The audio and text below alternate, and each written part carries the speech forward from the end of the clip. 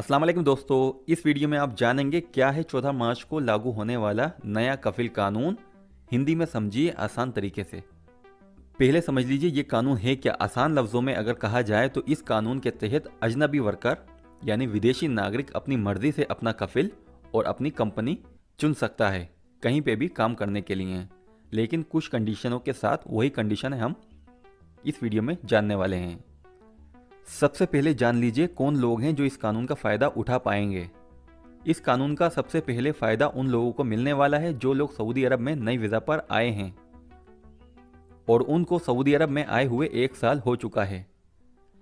लेकिन अगर आपको सऊदी अरब में आए हुए 1 साल अभी मुकम्मल नहीं हुआ है तो ऐसे हालात में आप अपनी मर्ज़ी से कफ़ाला नहीं ले सकते।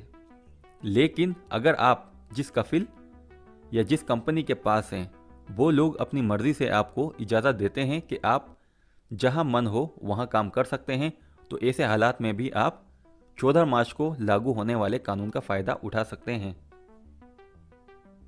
जो लोग इस कानून का फ़ायदा नहीं उठा पाएंगे, घर में काम करने वाले जैसे डोमेस्टिक वर्कर, चाहे वो पर्सनल ड्राइवर हो या हाउसमेड या गार्डन क्लीनर और आमिल मजरा, तो इस तरीके के लोग इस कानून से फ़ायदा नहीं ले सकेंगे।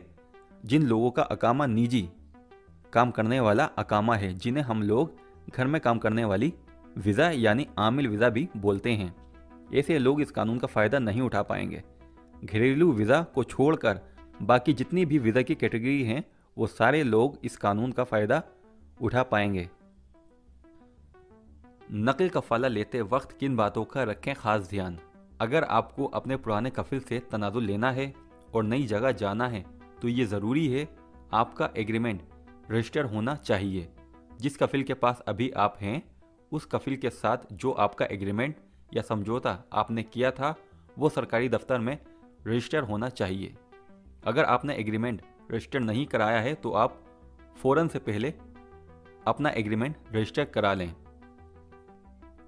ध्यान देने वाली एक और ज़रूरी बात, नया एग्रीमेंट साइन करते वक्त या पुराने एग्रीमेंट को रजिस्टर कराते वक्त ये ज़रूर चेक कर लें आपके नए कफिल ने जिसके साथ आप समझौता करने जा रहे हैं या आपका पुराना कफिल जिसके साथ आप समझौता कर चुके हैं।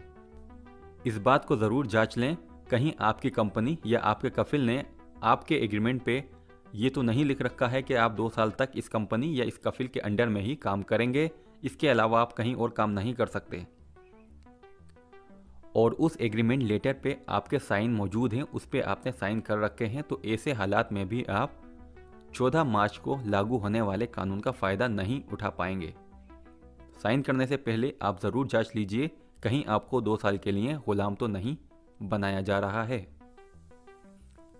नकल कफ़ाला लेते वक्त जिन बातों का ध्यान रखना है उन बातों में एक ध्यान देने वाली बात यह भी है, जिस कंपनी या जिस कफिल के पास आप काम करने जा रहे हैं ये चेक कर लीजिए क्या उसने गवर्नमेंट दफ्तर में ये जानकारी दे रखी है कि मुझे इतने काम करने वाले लोगों की ज़रूरत है। अगर उसने ये जानकारी गवर्नमेंट दफ्तर में नहीं दी है तो आप ऐसी जगह पे काम नहीं कर सकते। मिसाल के तौर पे किसी कंपनी को अगर ड्राइवरों की ज़रूरत है तो उस कंपनी को लाजिम ही चाहिए कि वो ये जानकारी गवर्नमेंट दफ्तर में पहले से दे कि मुझे इतने ड्राइवरों की ज़रूरत है, मुझे इतने कारपेंटरों की ज़रूरत है।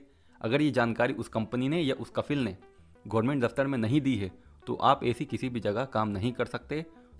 तो कहीं भी जुड़ने से पहले उस कंपनी या उस कफिल के बारे में ये ज़रूर जान लें कि उसने गवर्नमेंट को ये जानकारी दी है या नहीं कि मुझे इतने लोगों की ज़रूरत है। उसको पहले ये जानकारी गवर्नमेंट दफ्तर में देनी होगी, उसके बाद ही आप उस कंपनी या उस कफिल के साथ जुड़ सकते हैं। ध्यान रखने वाली आखिरी बात, आपको 3 महीने पहले अपनी मौजूदा कंपनी या अपने मौजूदा कफिल को नोटिस देना होगा जिसमें आपको बताना होगा मैं आपके पास से काम छोड़कर दूसरी जगह काम करने जा रहा हूं, तभी आप अपनी मर्जी से नकल कफ़ाला करा सकेंगे। लेकिन अगर आपकी कंपनी राज़ी है और आपका कफिल आपको इजाज़त दे रहा है मेरे पास काम नहीं है, आप जहाँ चाहें वहाँ पर काम कर सकते हैं, तो ऐसे हालात में आपको नोटिस देना ज़रूरी नहीं है। तो ये था सारा कानून का सिलसिला जो 14 मार्च से सऊदी अरब में लागू किया जाएगा। अब देखना ये दिलचस्प होगा आने वाला ये नया कफिल कानून किसके लिए कितना फ़ायदेमंद साबित होता है और किसके लिए ये मुसीबत बनता है। आप इस कफिल कानून को किसके लिए फ़ायदेमंद समझते हैं वीडियो के नीचे कमेंट बॉक्स में अपनी राय का इजहार ज़रूर कीजिए। और इस खबर को बारीकी से समझने के लिए वीडियो में दी गई वेबसाइट पर जाकर आप खबर हिंदी में तसल्ली से पढ़ सकते हैं, वो भी हिंदी लैंग्वेज में।